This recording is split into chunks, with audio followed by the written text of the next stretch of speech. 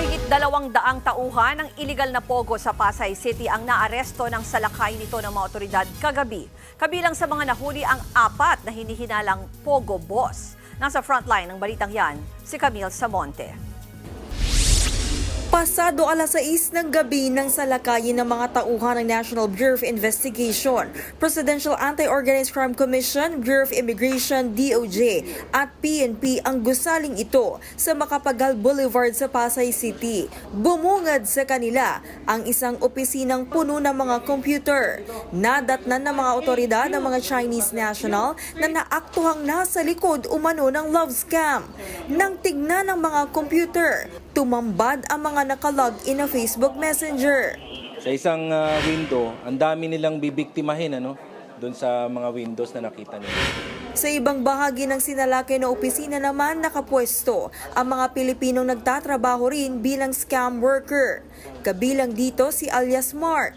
Ayon kay Mark, sila ang unang kumakausap ng mga bibiktimahin nila sa dating apps. Kapag nakuha na ang loob ng mga biktima, ipapasa na nila ito sa ibang department kung saan mga Chinese na raw ang may hawak. Nagawa lang daw pumasok dito ni Mark dahil sa hirap ng buhay. No choice na sir, wala namang bakante ng trabaho masyado sa Pilipinas kaya nakapasukan na lang din kasi may pangangailangan din po eh. Isa lang si Mark sa 200 love scam farm workers na nahuli sa ni-raid na opisina. Ayon sa NBI at PAOK, iisa ang modus ng pambubudol ng mga scam farm na natagpuan sa Pampanga, Tarlac at Pasay, kung saan paiibigin muna ang mga makikilala sa dating apps at saka huhut-hutan ng pera. Love scam, tapos yung other room doon makikita nyo, yun ang wallet, Yung crypto wallet. crypto wallet, Nandun sa mga doon sila nagtatransfer ng pera.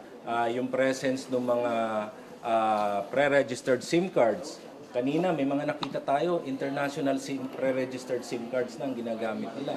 Aside dun sa mga local SIM cards na natin na nakikita natin usually.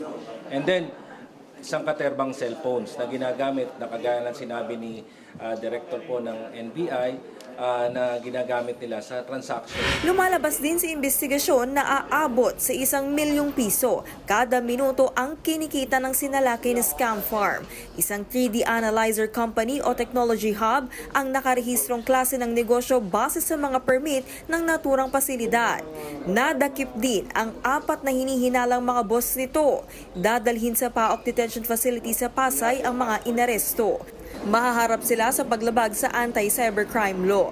Nagbabalita mula sa Frontline, Camille Samonte, News 5. Mga kapatid, Jess De Los Santos po, huwag magpahuli sa mga umaaksyong balita at napapanahong issue sa bansa.